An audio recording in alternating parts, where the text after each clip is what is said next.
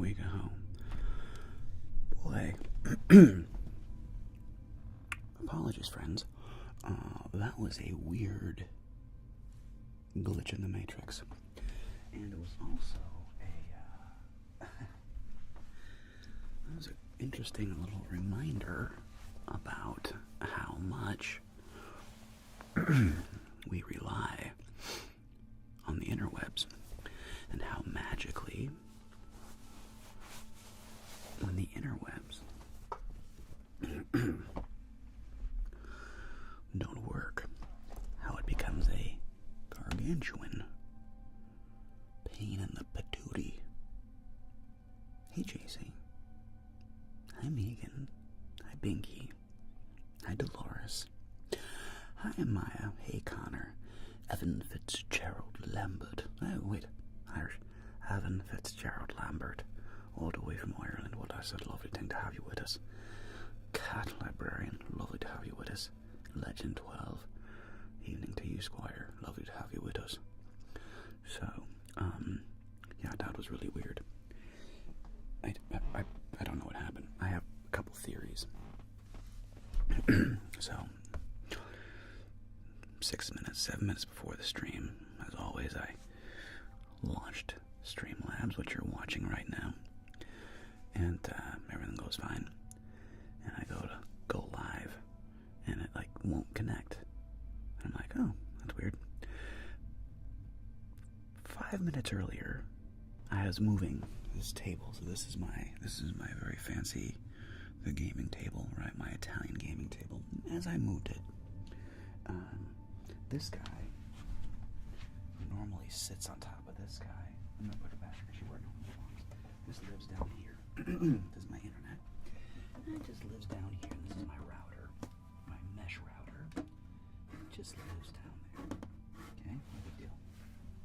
No big deal. And as I was moving that table, it knocked over the router. Okay, and I was like, whatever. Maybe that's what caused the kerfuffle.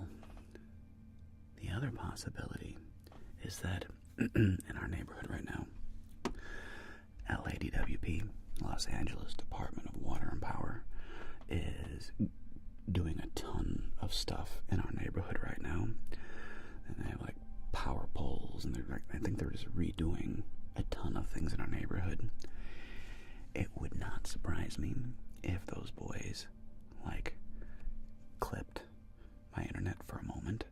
They're like, listen, we have to unplug this just for a minute so we can do this thing, and then we're going to plug it back in. So it would not surprise me if I got disconnected by LADWP temporarily there. Anyway, sorry team.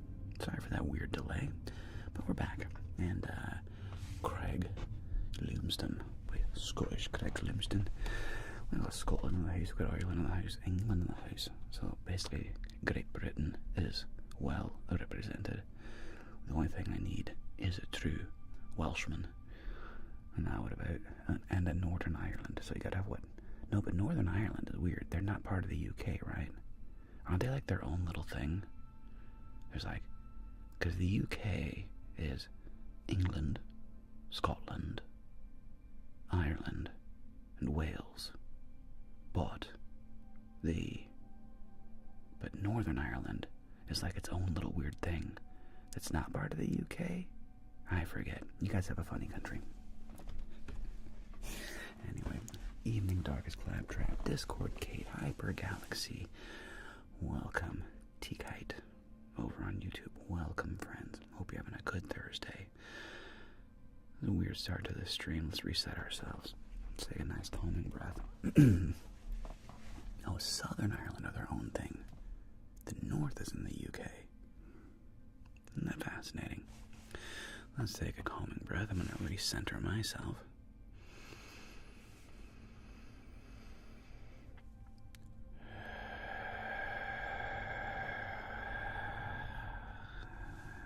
Remind myself that everything's going to be okay. This was a minor setback. And good reminder not to sweat the small stuff too much. It was a pain, moderately annoying, but in the end, we're here. Well, Connor, that is wonderful news. Congratulations. I'm glad you're being responsible and preparing yourself with a good night's rest. It has a profound impact.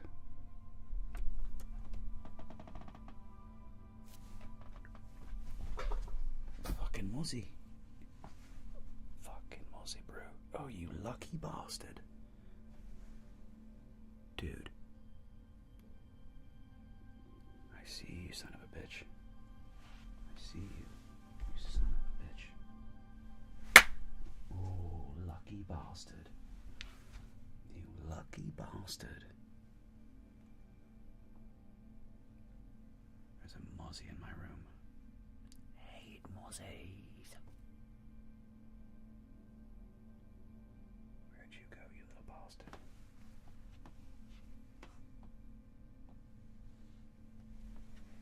Well, luckily, it is so quiet in here that even a little muzzy I can hear. You little son of a bitch.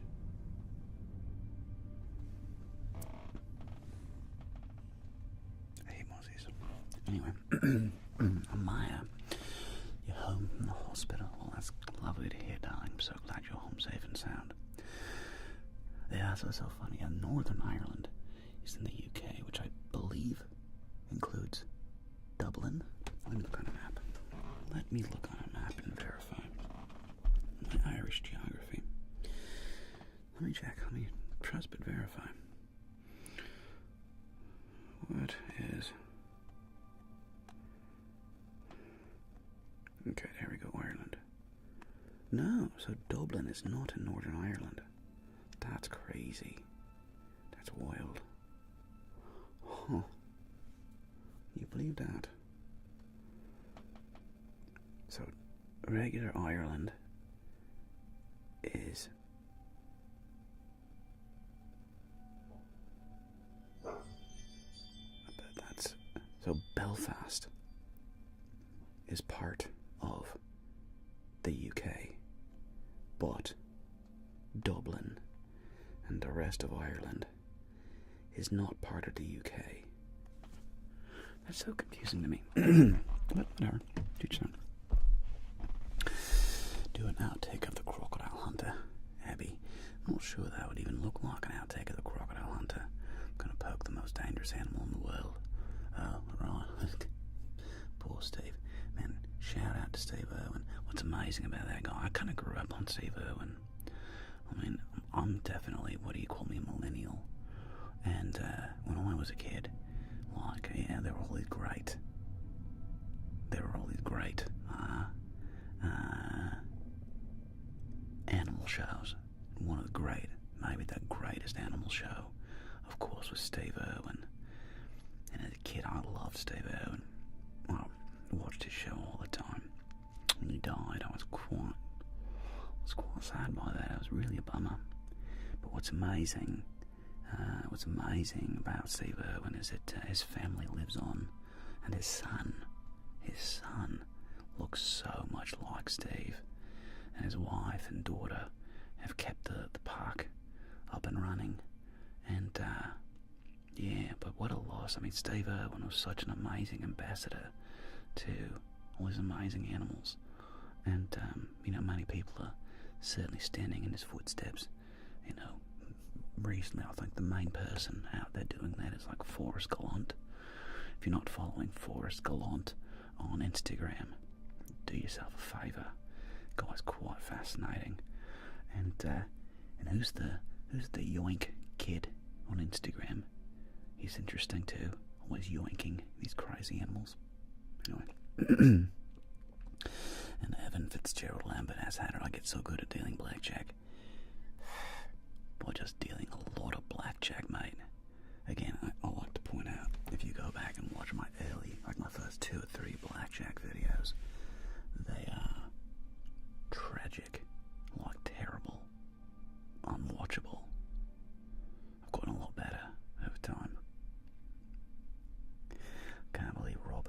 Dancing with the Stars. Wait, JC, who's Roberts? Who's Robert? Exactly, oh, that's sweet, Dolores, you and your granddad. That's so nice. Yeah. And I'm doing good, thank you very much. Thank you, Rich. Too kind, mate. Too kind. I totally agree, Connor. The Owens are an exceptional family. Hey, Flipsy TTV. Will you ever do Gordon Freeman ASMR? Casterix, I have no idea who that is. No idea who Gordon Freeman is. DMGM Lovely. Oh, Robert is Steve's son. Oh, that's hilarious. No idea. He's on Dancing with the Stars. Oh. Here's the thing about being on Dancing with the Stars. I'm sure that it probably pays a little bit of money to win. Therefore, look, man, maybe Robert's going to win and bring some money back to the park. I'm guessing that's why he would do that. Just, bring I don't know who really watches Dancing with the Stars anymore. Do people still watch that show? Unsure. Jesse Higgins, all's well, mate. I hope you're doing really good yourself. Had a bit of technical problems at the start, but things worked their way out, and now we're up and running with a smooth stream. Before, my wife and I, we had tickets to go to the Thursday night football. So tonight the Rams play the San Francisco 49ers, and we don't get too many Thursday night football games here at SoFi Stadium. And tonight, basically as soon as we're done live streaming at 4 o'clock, my wife and I are going to go down to SoFi Stadium and go watch the game. So it's going to be a fun night. I'll drop the Australian accent for a while. And isn't Gordon Freeman the protagonist from the Half-Life games? Connor Thompson, I have no idea. I've never played Half-Life. No idea. Yeah, although I did just order some props for a new character. It's so funny. This there's I forget who it is. There's somebody on my YouTube channel who keeps nudging me. No, Rich, just like accents, to do a Dexter ASMR. Day 35 of asking for Dexter ASMR, day 33 of asking for Dexter ASMR, day 40 of asking for Dexter ASMR. It's funny, It's like, I do see it. So anyway, I ordered a couple special props to do a Dexter ASMR. So, yeah, I should be doing a Dexter ASMR here next week. Everything arrives on Monday, though. So sometime next week I will do I'll film a Dexter ASMR. It is funny that whoever it was, they were very consistent. I have to give them a big shout out. That whoever was that Dexter dude, it broke through. Took a while, took a month, but finally I was like, you know what? Let's do this. I could see. I used to really like the show Dexter. I think the last couple seasons got weird. I didn't watch any of the new season. Unfortunately, it sounded a bit tragic, and it was just almost like,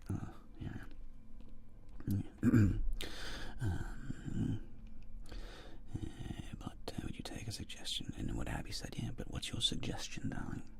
I will not promise to do it. You can ask for anything. Whether or not I'll do it is a whole nother world. And Matthew Stahl. I've done Arthur Morgan before. I should probably do another one. I did an Red Dead Redemption 2 Fireside. Excuse me. A couple weeks ago. A month ago. I forget. But I will bring back that character of Arthur Morgan. I need to play Red Dead Redemption 2. I actually never played the game. So my Arthur Morgan is literally just from watching some internet clips, but that's the same thing. I mean, watching somebody else play it and just hearing the voice actor do his lines. But yeah.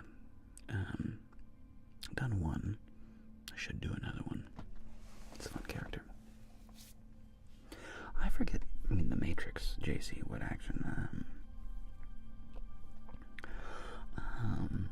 As far as what inspired me to do The Matrix, just the fact I figured I could do a pretty good Hugo Weaving impersonation. Hugo is an interesting man because I believe Hugo Weaving is actually Australian himself. So when he did Agent Smith, there's an interesting affect to the way his voice and cadence sounds, and I thought, I bet I could recreate that relatively well. And I have to say, I think I do. But yeah, it's funny, Agent Smith. Did you guys ever see the old Australian classic, Priscilla, Queen of the Desert? Interesting movie. Roommate puts drunk roommate to bed. Something about the idea is calming to me. What? So your idea is that one roommate, a male roommate, puts a drunk female roommate to bed.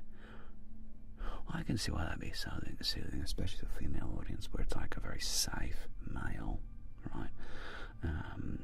So the presupposition is that you can be basically out of sorts, right?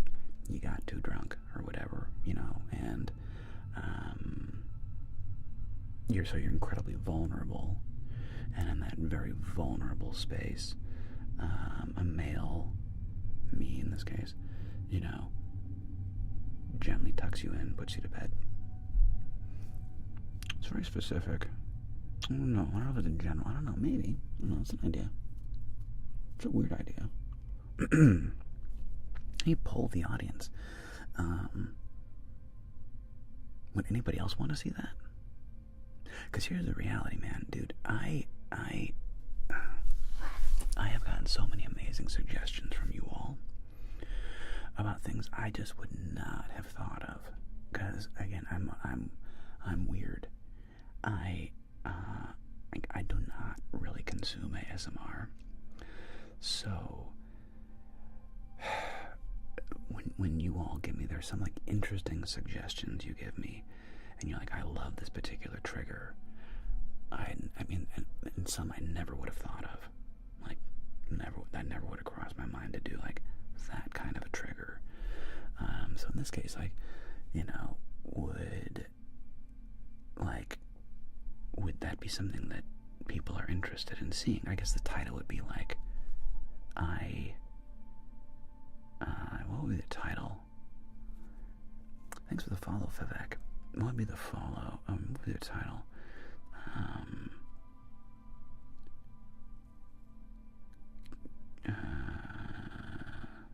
Kind roommate.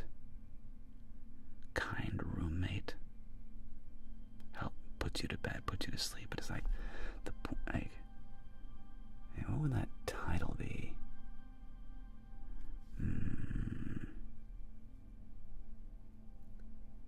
Yeah, T-Cut. I think I could actually pull it off as well. There's something about, and I get why, Abby, I get why that would be appealing.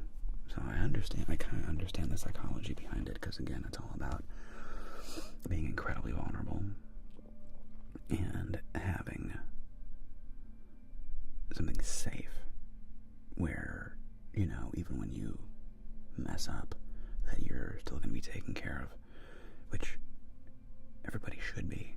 I hate that that's the exception, not the rule, right? Kind roommate puts you to bed after a party. Kind of Dolores, but it's roommate you wish was more. Oh, Abby, you just added another layer. Okay. Well, thank you, Vivek. So Abby just said, she says, a roommate you fancy puts you to bed. So that's a different layer, so you're implying you have a crush on me. And in spite of that, I still don't take advantage of you. So there you go. I get what's going on there. I get what's going on there. Interesting premise for an ASMR video. I wonder if the men would relate to it as well. Because the reality is, on YouTube, right now, my audience has wavered, and I sometimes, let me check this really quick. Analytics and audience. What percentage of my audience is male these days? It moves around 76%, 77%. So my audience is only 22% female and 1% other. So 70-some% of my audience is male on YouTube. So would that appeal to a male audience? Maybe. Maybe. Interesting. Well, thank you, Amaya. Appreciate that. Interesting. I'm unsure if we're playing Blackjack tonight. The last time we did, and we just didn't have anybody want to play. We did 3 hands, 3 rounds, and that was it. So we'll see. I don't know. Do you have a Halloween special coming out? Matthew, maybe not. I usually have traditionally done a Poe reading during Halloween. I may do another Poe reading this year. Or I may do, somebody suggested Ghostface. Ghostface.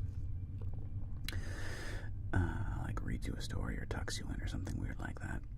I might do that. I need to buy that costume before it's too late. So maybe I might do that. Yeah, I'll probably do something Halloween-y, October-y themed at some point. We'll see. Legend. Minecraft villager trades with you ASMR. I have no idea what that would look like. That sounds like an AI video.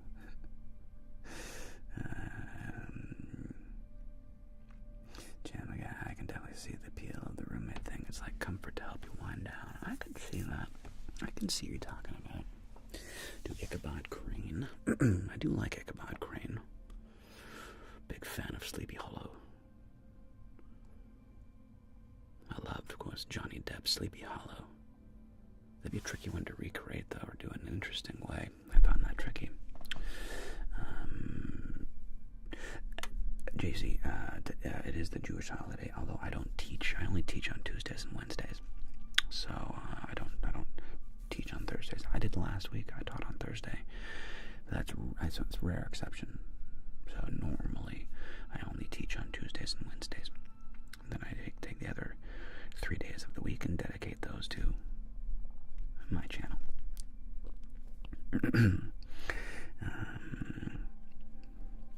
A quiz night sometime. What do you mean by a quiz night, Craig Lumsden? What do you mean by quiz night? I remember way back in the day, Rye had kind of came up with that little quizzes he would do like live, and if you got the answers correct, I'd give you a trigger or something.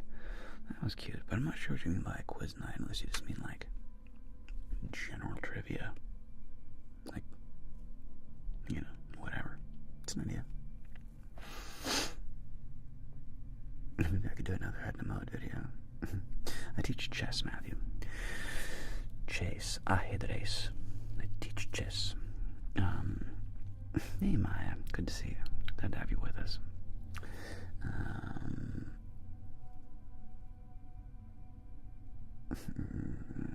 No worries, Connor. You'll get some rest, buddy. Appreciate you, mate. Yeah, go get some rest, buddy. And hopefully you crush your job interview tomorrow. Alright? Alright. Sweet dreams, Connor. And thank you, Ashton. Very nice. What's up, Boyd?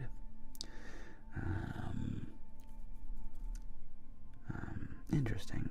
So, Megan, would you do me a favor? Megan, would you throw up in the Discord?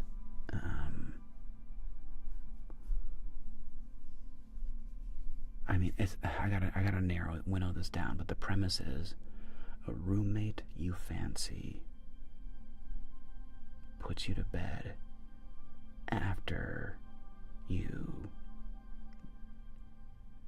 partied too hard, got too drunk. Something like that. Or like a safe roommate. A safe roommate puts you to sleep. A safe room, you know where I'm going with that. Like there's something there. I gotta come up with it. There's gotta be a clean title for that though. Like it's a clean title. Like a general trivia quiz. That's interesting, Craig. I never thought of doing that, to be honest with you. Never thought about it. And much appreciated, Megan. Thank you so much. Thank you.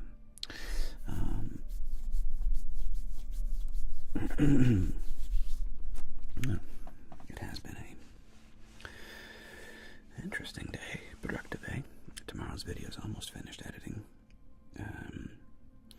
Yeah, tomorrow I did a I haven't done one of these in a while. Kind of a classic face massage, ASMR, sensory spa.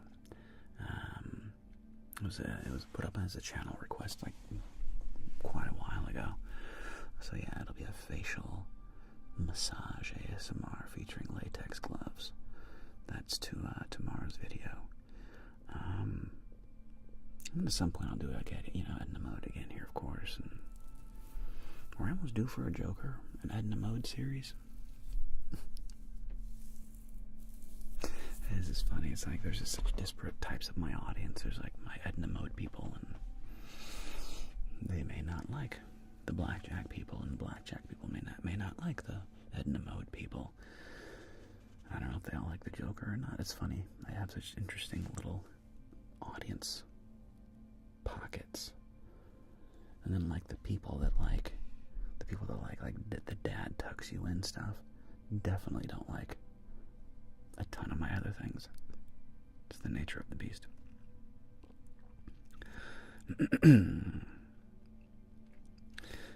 Being dependable, respectful, safety and care. Biz, I think you're onto something there, man. I think you're onto something. Thank you, Lewis. Much appreciated, sir. Much appreciated.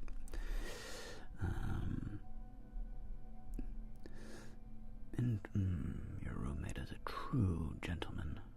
It's not a bad title, Abby. Your roommate is a true gentleman.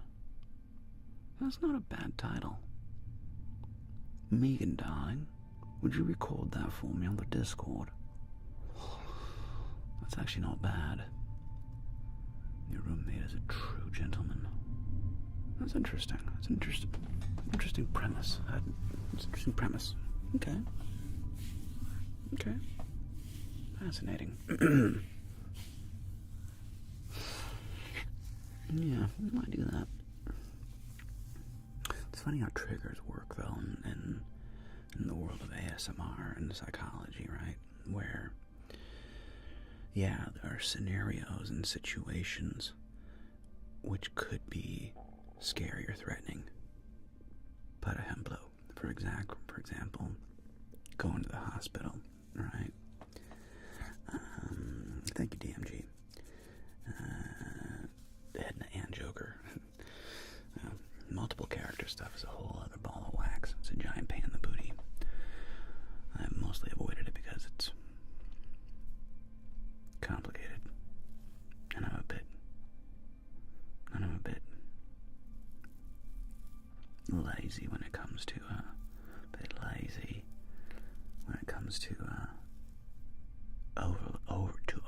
a lot of production, because I don't particularly enjoy the production side of what I do. I enjoy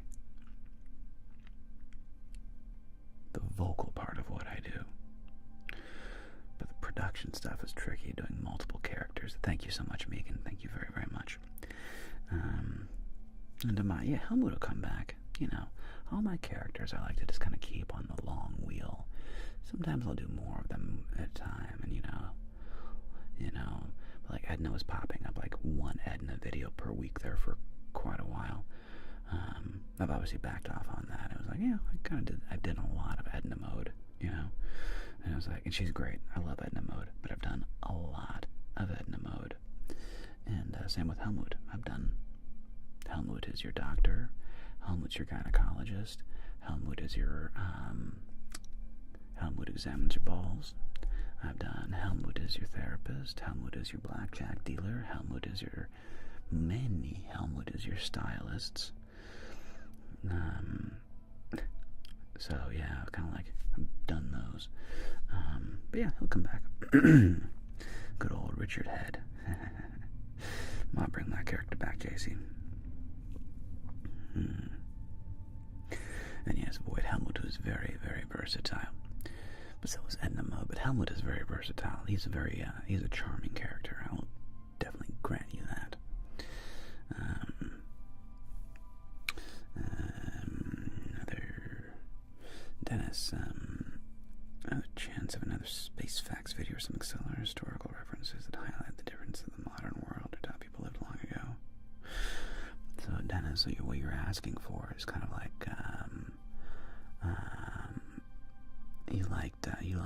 I like those things too, like, because I have a deep soft spot for like those kinds of dad talks, because those are some of the things that I remember the most as a kid, where I remember there was this one car ride home.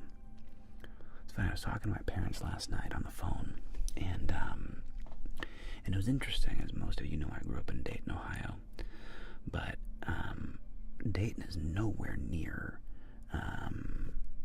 anywhere near any of my family, okay? My dad grew up in Minnesota. We had his great-grandparents lived in Muskegon, Michigan. My dad's mom and dad, so my grandparents and my paternal grandparents lived in Tennessee. My maternal grandparents, my mom's parents, lived in Montana. They lived out in frickin', what was that place called? Jordan? Yeah, dude, my grandparents, they liked living in the middle of nowhere. They lived in Jordan, Montana. Google it. Google Jordan, Montana. Okay? It is a little place. The point is, when I was a kid, like, I was not around my cousins, like many people, like, you know, that grew up near their aunts and uncles and cousins and blah, blah, blah. Like my wife, okay? Like, my wife grew up surrounded by family and cousins. But what my parents did do a lot, and we were talking about this last night, is, hey Kyle, is we drove a lot. Like, we often went to Muskegon, and Lake Michigan. We often went to Tennessee. We even would, like, schlep up to Montana every other year to go to Glacier Park and do, like, family reunions. So, and I was talking to my mom last night about this. She was like, yeah, we really traveled a lot. Yeah, I'm DMG. I'm telling you, bro. Middle of nowhere. I think I've told you all this story. That's so funny. So Jordan, Montana has like 4 bars and 3 churches, and I think there is now a stoplight. Unsure. There may be a stoplight in Jordan, Montana now. But I remember it was a bit tragic, honestly. I've only been to Jordan, Montana one time. Maybe a couple times, but the last time we were going to go to a family reunion, and it ended up being, tragically, a funeral for my grandmother. She passed. And it was like right before the reunion. It was big, you know, it was very sad. But I remember being in Jordan, Montana, and there's, like I said, there's like 3 bars and 5 churches, or 5 bars and 3 churches, something like that. This is one bar. First of all, the bartender's name, his legal name on his driver's license, was OK. His actual name was OK. You'd walk in and be like, how's it going, OK? How's it going? It was just like crazy. And on top of that, this bar had, what part of Tennessee? Near Knoxville, Crossville area, Crossville, Tennessee. This bar had this unbelievable, ornate, wooden, carved, like, beautiful, mirror, ornate, like, Brunswick-style bar, okay? And it turned, hey, Angel, great to see you. I was just thinking about you. And it was so funny because, like, he said, dude, some guy, I think he said he was Polish. There was some Polish pioneer, some mind-bendingly determined human who brought that bar out to Jordan, Montana in like the late 1800s by covered wagon.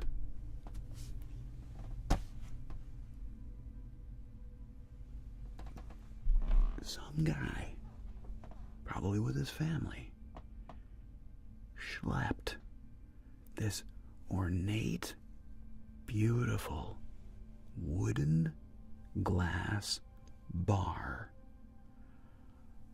across the country and got to Jordan, Montana, and was like, this is the place. This is the place. And built a bar. And it's like, it's just weird. And what's weird about the Midwest, what's weird about the Midwest, my friends, is that there's a non-insignificant amount of, hey, they're fully blessed, man, it's good to see you, bud. There's a non-insignificant amount of these kinds of, like, crazy things out west, where somebody from the East Coast was like, listen, I'm gonna take my fortunes and my family and we're gonna head west and see where we end up. And those people were absolutely harder than coffin nails. Can you imagine how tough you would have to be to say, not only am I going to bring the necessities that I need for my family, food, water, weapons, tools, clothing, right? They're like, and I'm going to bring this 400-pound wooden bar to the middle of no, like,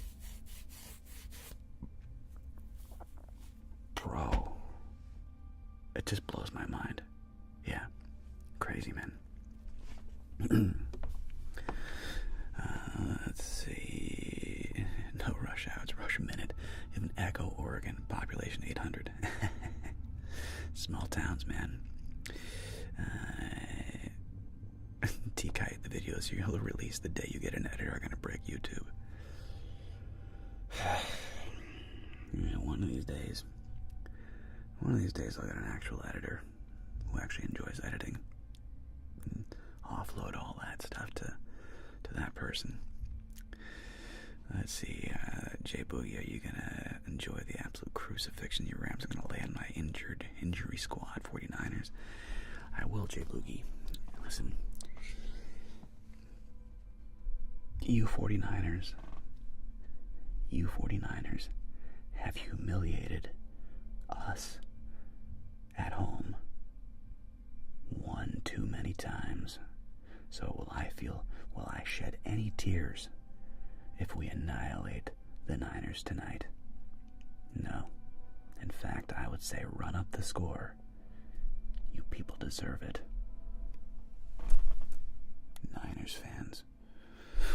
crazy though about this? I'll tell you, man, I'm a Rams fan. Dude, Niners fans, y'all roll deep. I'm gonna post a, you're off to rehearsal. Oh, take care, cat. Sweet dreams, my dear.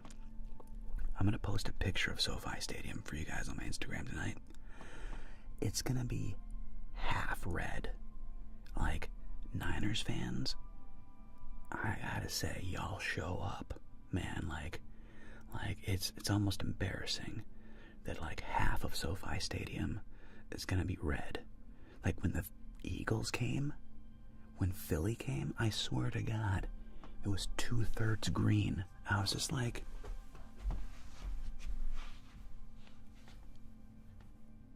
what? Like, what? Where are the Rams fans, man? Anyway, Megan and I are going to be representing the Rams tonight. So yeah, you guys definitely beat us last year, so I will shed no tears for you Rams fans, for you Niners fans. I'll shed no tears. May Puka Nakua, maybe even Tutu Atwell, that little sneaky guy. Nobody sees Tutu Atwell. He kind of slides under the radar, you know? You got Devontae Adams, Kyron Williams, you got Puka Nakua, and then out of nowhere, sneaky little Tutu Atwell slides in for the touchdown, baby. Not sure I feel about Blake Corum, though, as our second running back. He's okay. I think Kyron's a lot better. But it's good because Kyron's they'll use Blake Corum as like an early downs running back. And then they always put in Kyron Williams when it's time to get the touchdown. Like inside the red zone, you bring in Kyron. Blake Corum is like for that middle mashup running back duty so that you can keep Kyron Williams fresh for the final 30 yards, which I respect. Manchester, dummy 201. Everybody knows who Manchester United is. At least they should. Who doesn't? Well, Victor Dista. Muchas gracias.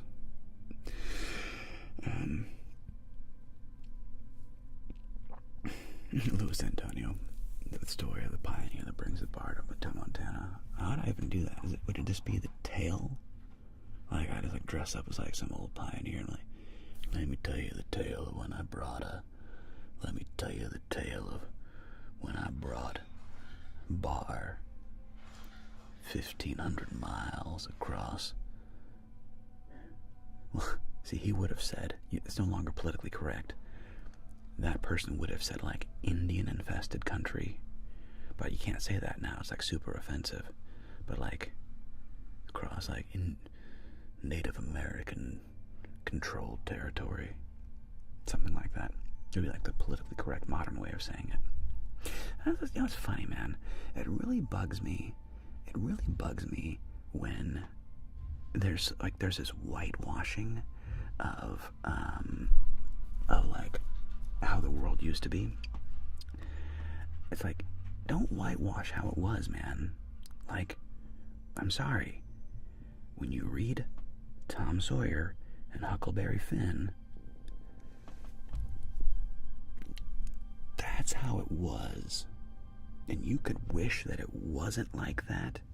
You could wish that our ancestors were like holier than thou and like they were, you know, super pure and like clean of spirit and weren't horrible racists or whatever. But that's not reality. The reality is people 100 years ago, like to a fault, were mind-bendingly racist. Did you guys know that in America, in like the 1800s, the Irish weren't considered white?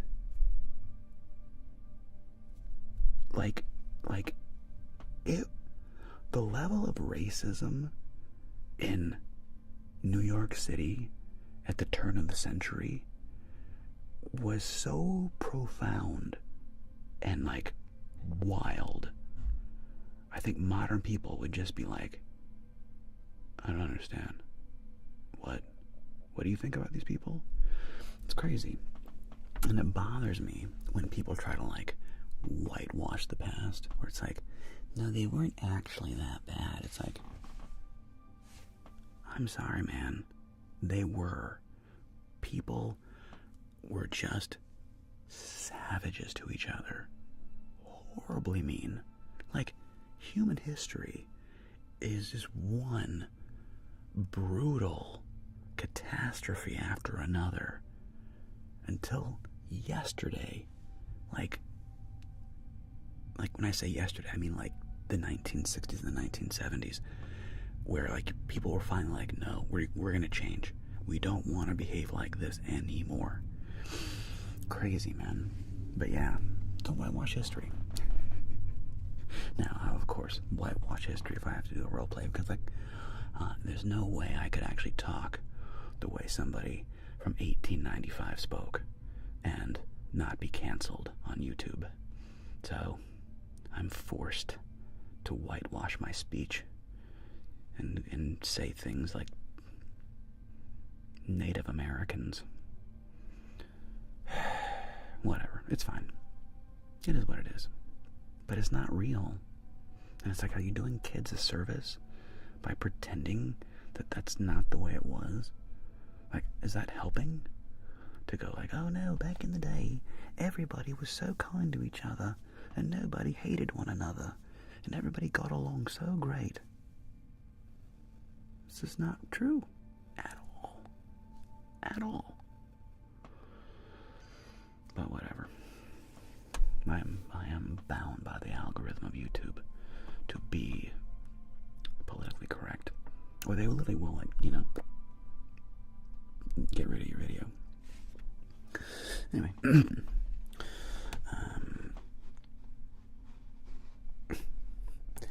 I feel a lot. What do you mean? In which direction? I wonder what you feel like. I wonder what you feel is scary about that. Like, what do you feel is the scary part? That it's accurate or not accurate? Genuinely curious. AC the Goose is great. Thank you for asking.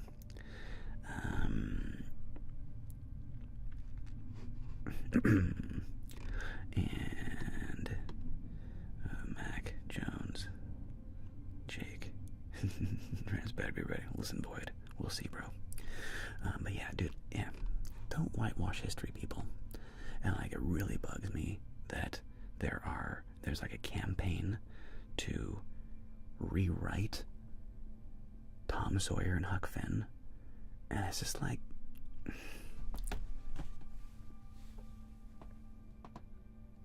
no. It's a piece of American history, okay? It's a piece of Americana history. It is what it is. And people spoke how they spoke. Don't whitewash it. Let's see. Anyway. Thanks, Victor. And Sarah, I know it was a heck of a time finding the place. We looked out, though. It's wicked close to where I work. My boyfriend and I closed on a house today.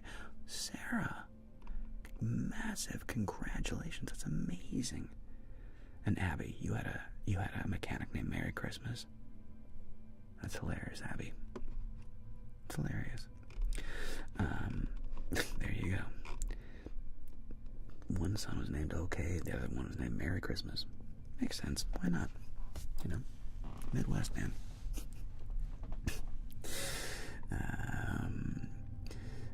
That's wonderful, Sarah. I'm so happy you're able to, as a friend once told me, Sarah Heath, welcome to the landed gentry. And my buddy Mac told that to me. I thought that's hilarious. Welcome to the landed gentry. And what's weird, though, unfortunately, there's a weird truth to it, though. It is a different way of experiencing your life. It was different. And it's funny, man. My wife and I, we were always like, dude, we are West Side till we die. We are like completely like, you know, Venice Beach, Santa Monica, Marina Del Rey, Mar Vista, right? West Side. Come hell or high water. And then we started looking for homes back in 2016 and eventually like bought our house in 2017. And this is different. It's a different experience. I happen to love it though, because my wife and I were big projectors. So like there was a time, if you guys follow my Instagram, my OG Instagram, Megan and I, like we genuinely considered doing like a DIY thing, because we were doing so many. Well, the beauty is, Brittany, maybe you could live on the West Coast if you wanted to. The West Coast is huge. Where on the West Coast do you want to live? There's like 2,000 miles of West Coast. And a lot of different variety.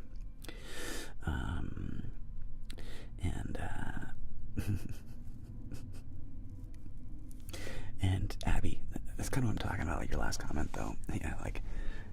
Yeah, yeah, there's some...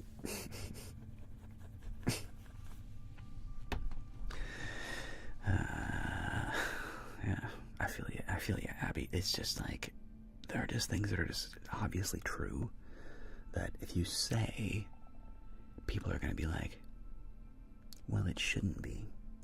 I don't like that. And it's like, well, congratulations on you not liking the thing. It's still true. I don't know what to tell you. I don't know how to, like, I hate to burst your little bubble, but that's just reality. Anyway, whatever. Hi, Maya. Good to see you. Maya George. Hanging in tonight. We're having a good time. Thanks for the follow. Resting. That's funny. Resting B-face. Good old resting B-face. And Louis Antonio went there for WrestleMania. Yeah, SoFi is amazing. Right? Hamza. My poor Dolphins can't catch a break. Dude, it's tough to be a Dolphins fan this year. I hope, honestly, I think that Tua, I think he's been hit in the head too hard. And I'm saying that with all kindness. I think Tua is an amazing athlete. But last year, when he got hit so hard that he stimmed, I don't know if you all know this, but last year, Tua Tagovailoa, the quarterback for the Miami Dolphins, really talented young man, okay? He got cracked in a tackle and rung his bell. They went to the concussion protocol and they cleared him. They really shouldn't have. And he comes back into the game and he gets laid out for the second time. And after that second hit, you can see him on the ground going like this. His hand went like this. It's where the muscles it's called stimming. It's like what happens with autistic children where they'll stimming. And no, go away. And he hasn't been okay ever since. I mean, like, I feel bad for the kid. Like, it probably literally was a career-ending hit. Yeah, he went rigid, and it was just like he had CTE, okay? Like, he had traumatic brain injury, full stop. And yeah, he's been cleared to play. He hasn't been the same ever since. And that's really too bad. I hope he can just retire, and hopefully not. It is scary, Maya, and hopefully not have. 'Cause, look, if he gets, but he got hit so hard that it probably did permanent physical damage to his brain. It probably slowed his reaction time by a few fractions of a second, but that's all it takes. Yeah, he pushed it. I know, he's tough, but I really wish they would have forced him to retire. I hope he doesn't ruin his life playing football. Yeah, I hope he doesn't ruin his life playing football. I'm rooting for the kid. And, let's see.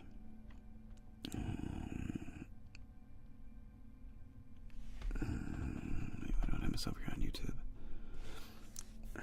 Let's see. I'm listening to sharing you with her right now.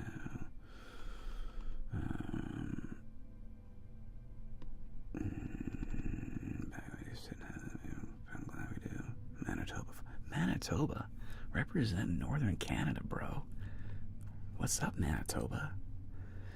Are you an actual Manitoba farmer? If you are, awesome. That's really cool, man. For those who don't know, like, Manitoba is like rural Canada. Like, it's rural Canada, man. California, literally anywhere near the ocean on the west coast. I live in Minnesota. Grew up in North Dakota, nowhere near the ocean. Yeah, Brittany ASMR, I feel you, man. I mean, I grew up in Ohio, and I definitely was like, I need to get out of this town.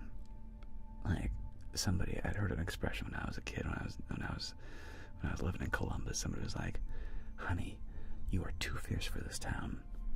And I love that expression. It's like, you are too fierce for this town. You don't belong in the Midwest. You're too fierce for this town. And it was not directed at me, FYI. But I took it to heart, and I said, you know what? I'm going to own that. I am too fierce.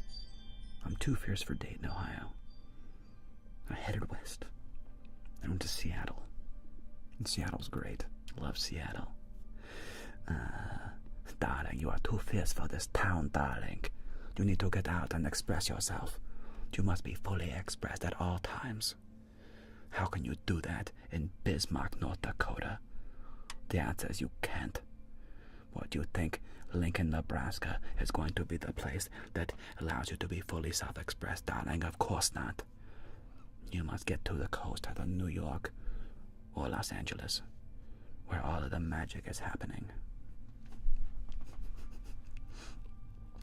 And yarn, the hair routine. Yuka the super suto. Yeah, it's a process. It takes a minute to do my hair. But I'll tell you what it is. Okay, here's how I do my hair. You look marvelous, darling. Let me tell you, you look marvelous. I was a great character. I have A-Chain as my fantasy running backs. I have A-Chain as well. I mean, Brittany, like, he's a beast. I mean, A-Chain is definitely a monster running back, but Miami really needs a new quarterback. I just think that they really got to get Tua out of there. Brushed Pixels just popping to say, videos help me relax and long days at university. I want to thank you for that, by the way. Your mode is perfection. Brushless Pixels, darling.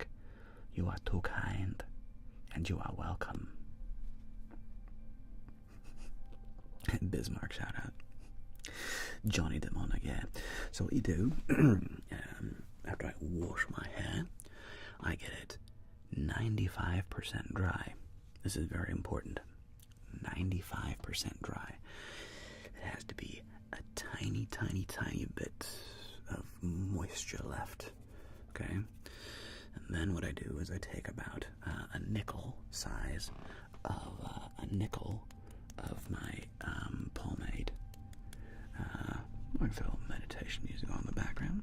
Some chill vibes. Oh, it's already on in the background. What do you need? I'll switch it up though. Instead of that, let's put this one on instead.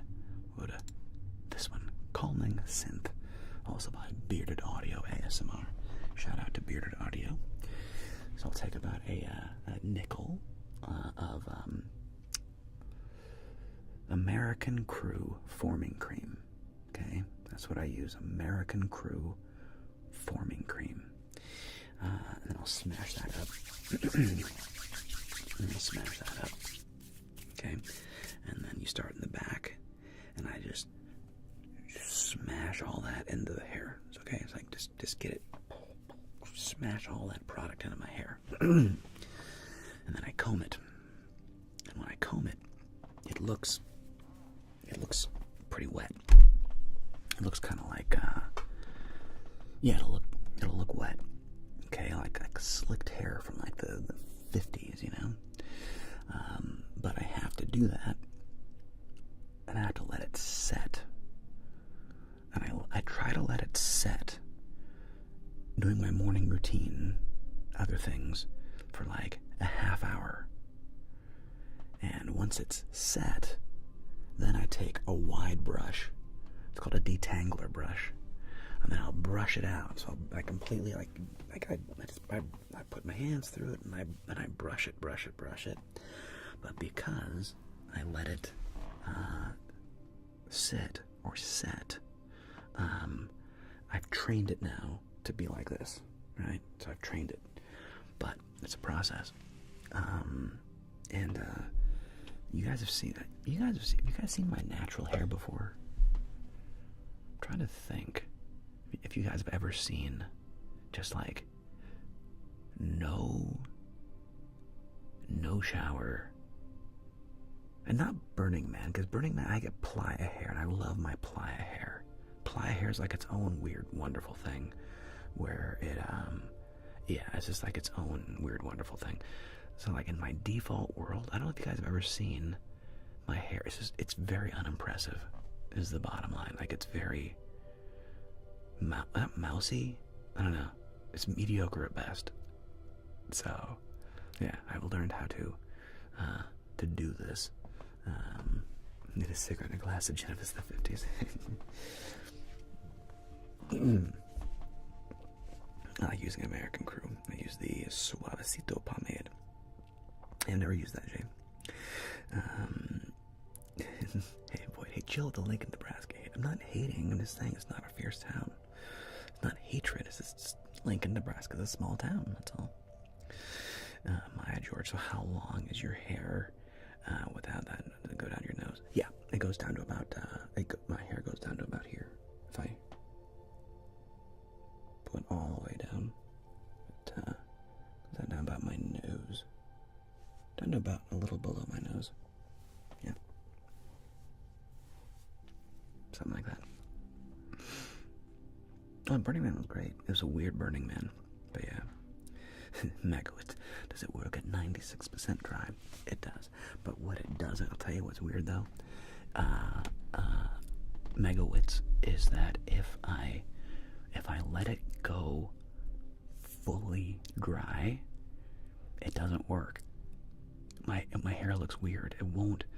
It needs that tiny bit of moisture to bond with the American Crew shaping cream or forming cream, I forget, one of those two, and that helps it kind of get like crunchy, like my hair gets kind of crispy after a half hour, and then I gotta break it up. But if my hair is bone dry when I put the product in, it doesn't set right. It's weird. And I've had to and I've tried before where it's like, crap, okay, my hair is not working today. Okay, and I'll add more product, and so I'll add some more product. I've done this multiple times, add more product, and trying to get it to work. In the end, I just have to literally dunk my head in the water, just shake it all out, get everything out, just get all that crap out of my hair, re-towel dry it, wait for it to be 95% dry, and then start from the beginning. It's weird, and if it's too wet, it doesn't work either. It sounds silly, but there is literally like a very tiny window to get my hair to look the way it does. It's a very narrow window. Yeah. Let's see. So how does Burning Man, Maya George asks, the Joker, the Joker, Samuel, and I just blast it out.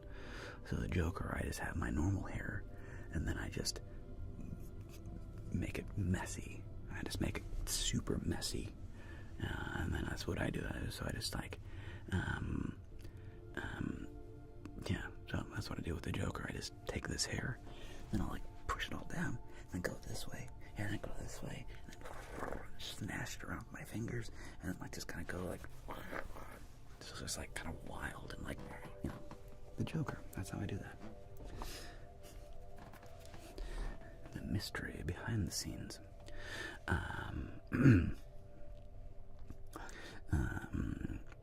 And megawitts, I don't know. This years of practice. I'm old megawitts.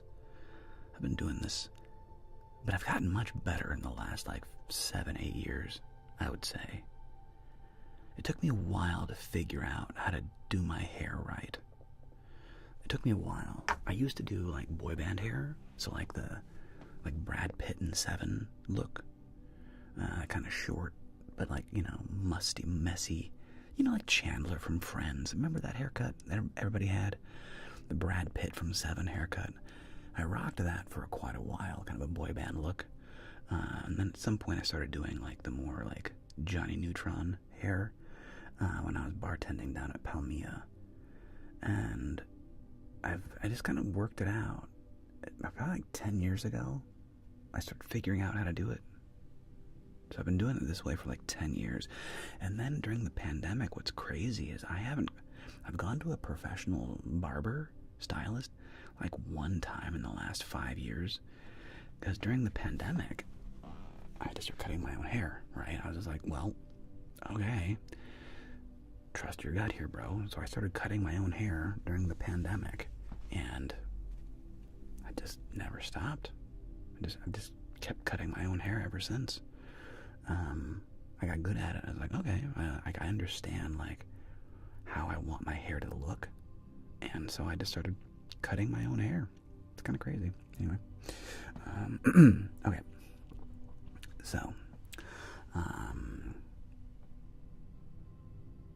okay, so Maya asks a fun question, Maya. Okay, she asks, how does Burning Man work? I've looked it up, watched the videos, but from your experience, how would you explain it? How easy is it to make friends and connections with other people? And what kind of food do you normally pack? Okay, Maya. So, hey, Taylor. So, Burning Man. Burning Man can be many different experiences for many different people. The reality is, there's no thing as like a Burning Man experience. It is completely individualized. Now, I consider myself very lucky because of the camp that I'm with, which is called Swing City, which has nothing to do with swingers. We have nothing to do with the Orgy Dome. We're not a sex camp. We do the rings. So if you ever go to Santa Monica Beach, on the south side of the Santa Monica Pier, there's an amazing park, and it's called OMB. It stands for Original Muscle Beach, because back in the 1920s and the 1930s, it was this amazing acrobatic space for gymnasts and athletes, and it was the original Muscle Beach. Google photos of OMB from like the 1930s and the 1940s. It was crazy. And now there's this park there, and they have these traveling rings and flying rings and slackline and acro yoga and all kinds of stuff, and pull-up bars and ropes you can climb, and you know, it's a crazy outdoor jungle gym. And in like 2010, two of our OG camp members, Bob and Jess, bless their hearts, they've been burning for like 5 or 6 years, and they thought, you know, it'd be cool. What if our gift to the playa was to bring the Santa Monica rings to Burning Man? And so one year they rented some scaffolding, and they built a little scaffolding bay, and I think they had like 3 or 4 rings. Okay, I think it was like 3 or 4 rings in just one little bay, and you could swing from ring to swing to the ring, and just and do that, right? Swing City was born.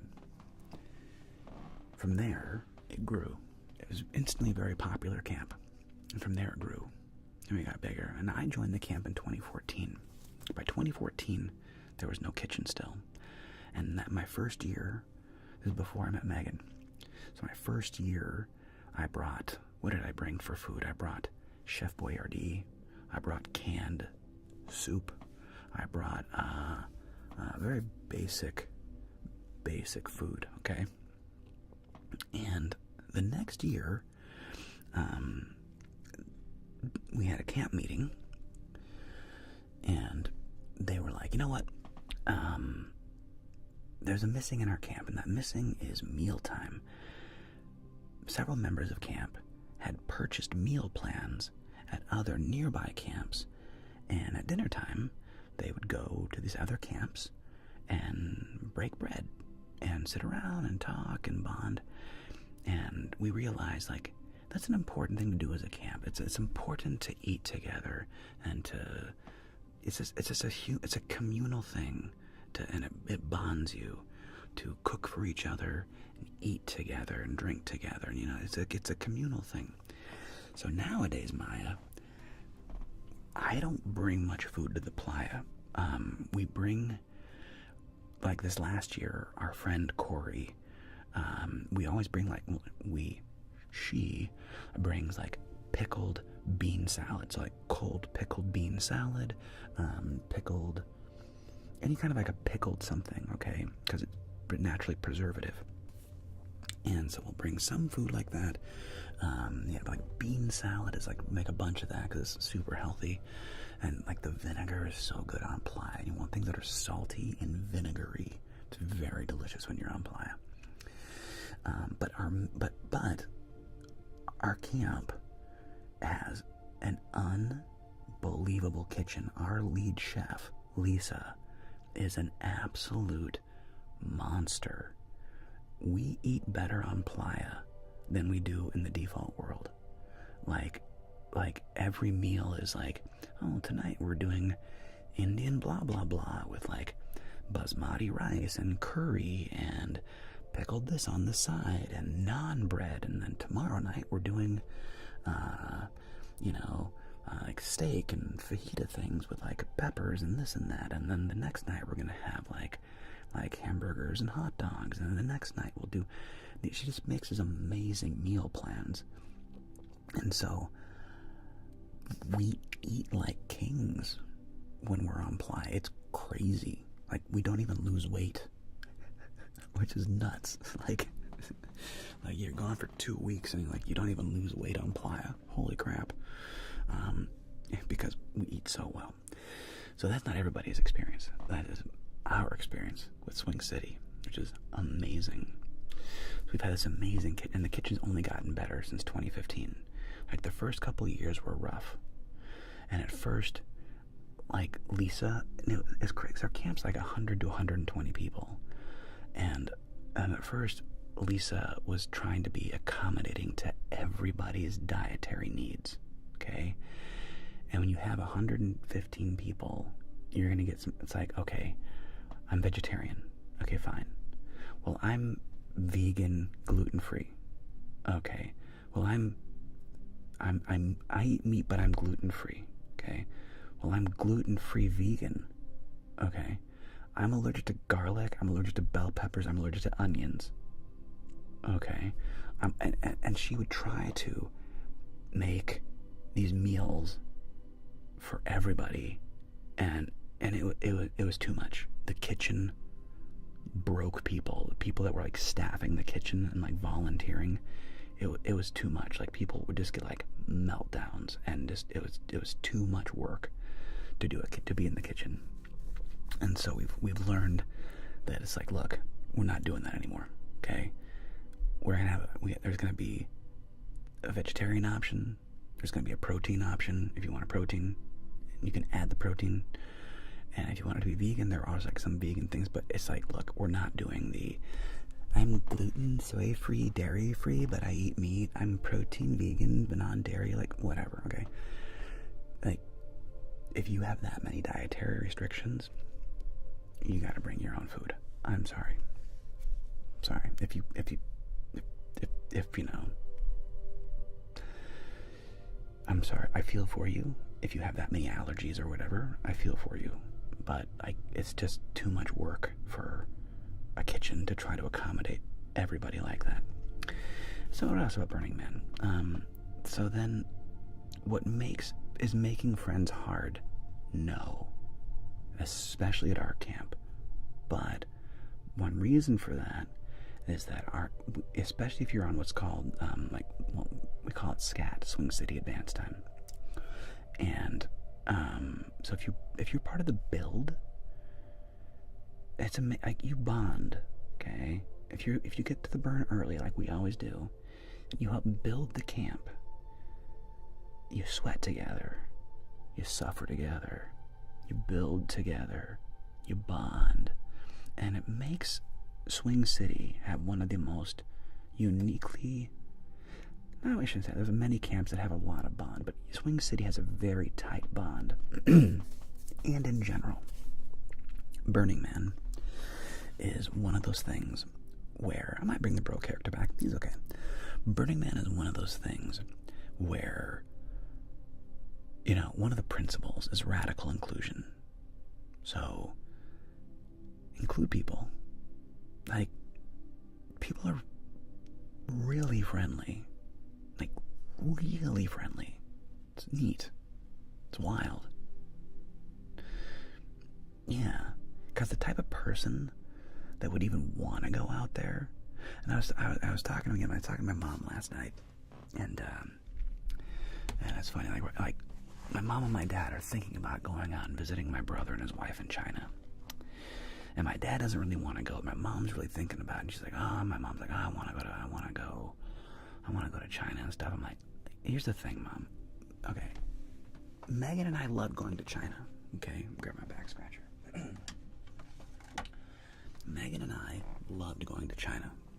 However, it's not for everybody, okay? When you go to China, and look, and we didn't go to Beijing or Shanghai. Maybe it's different there, okay? We were in Guangzhou, Shenzhen, Hunan region, Sichuan region, Chengdu. There's no English anywhere, okay? Even like the nice hotels who are supposed to speak English,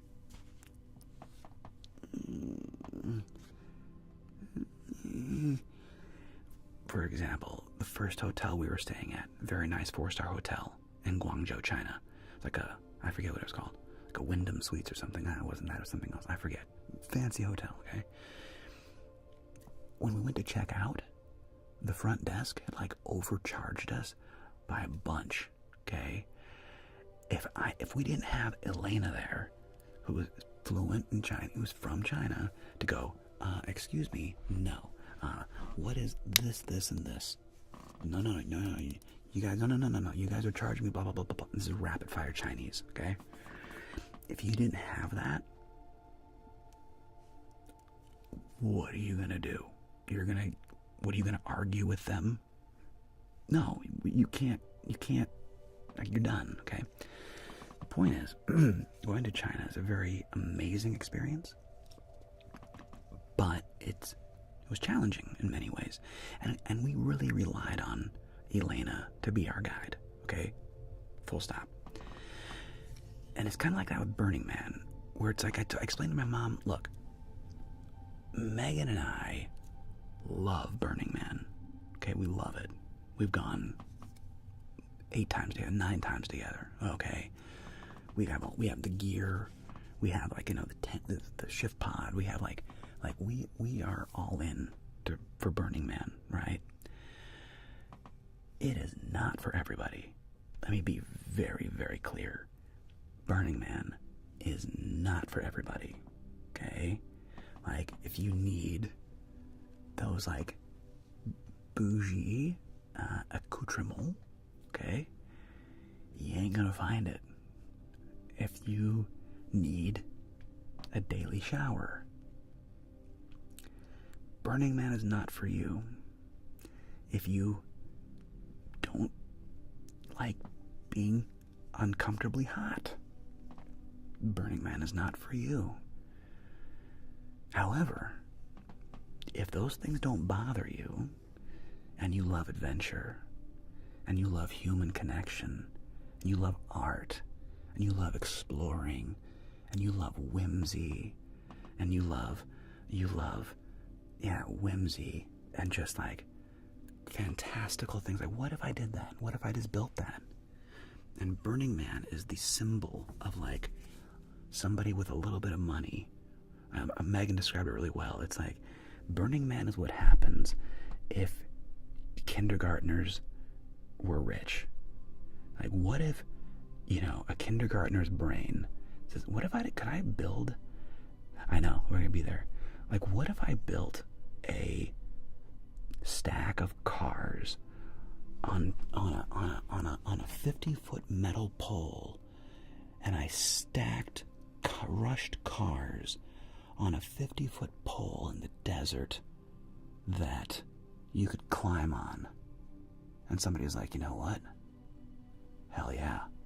Let's make a stack of a 50-foot high stack of crushed cars from a junkyard with a pole in the middle that you can climb on. And I was like, okay. Let me finish. What if? Hear me out. Let me finish. Okay, dude. Picture 4 giant, think Alice in Wonderland, okay? Picture 4 giant, onion-shaped cars on giant wagon wheels. I'm talking 20-foot high wheels, okay? Let me finish. And Alice in Wonderland.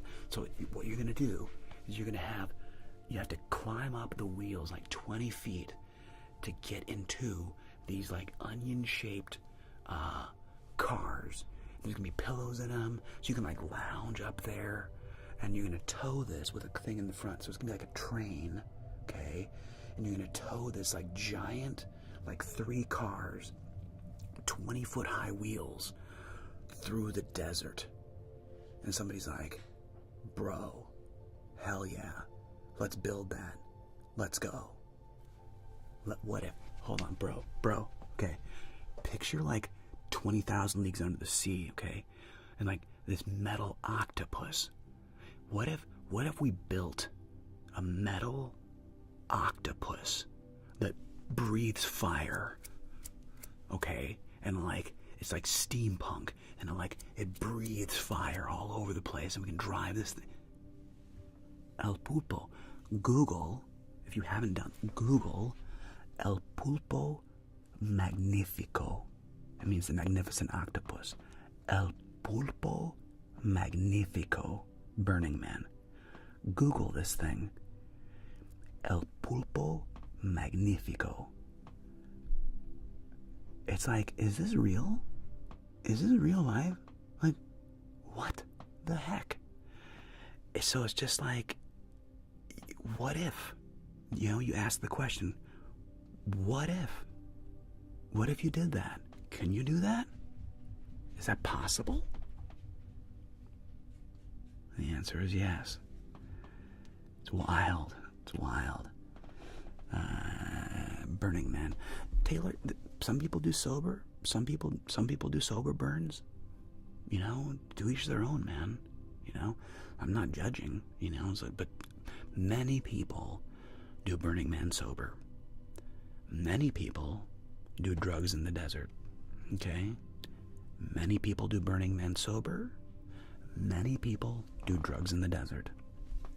You choose. What's annoying, though, is, and I'll wrap up with this here. What's annoying is that the amount of attention that and drug barrier people can't comprehend. I get it.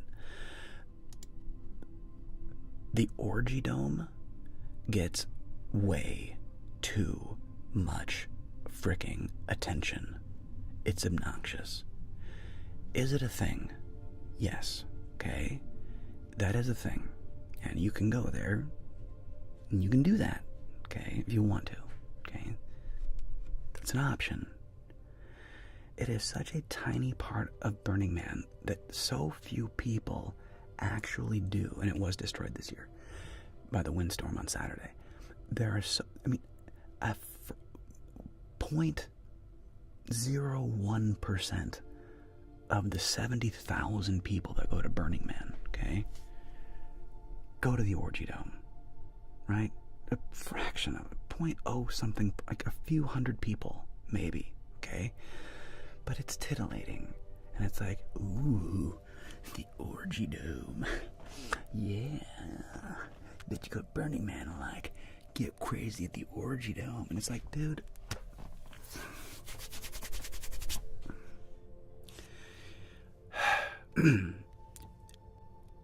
That is something you may do if you want. There's a million other things to do that are amazing and mind-blowing and awesome and whimsical and cool.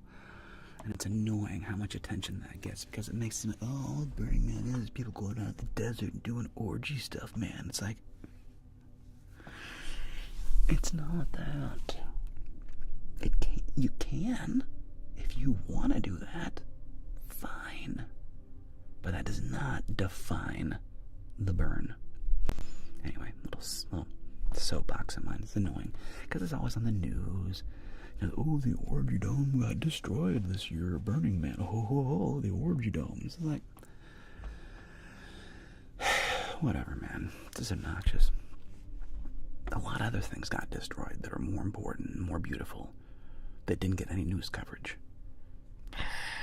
Rude. Anyway. But yes, it was destroyed this year. I'm sure they'll be back next year, though. It's fine. Abby, damn, my husband just caught us together. What's up, Abby's husband? Jeremiah, pleasure to meet you, bro. Good to meet you, Abby's husband. Anyway, team. I know you didn't, Megan. I wasn't talking about you. I'm talking about the news. I wasn't talking about you. I was talking about, like, how that gets, like, it gets so, I'm not mad at you, Megan. Calm down. You're the best. I appreciate you. It's just how, like, the media spins it and how they, you know, people are stranded and dying at Burning Man. It's like,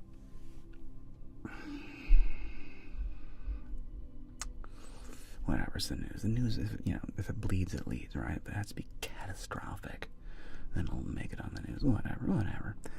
But the point is, Burning Man's amazing. And it's not for everybody. It's an incredible experience. It can be a life-changing experience. It can be a very life-changing experience. Hopefully for the better.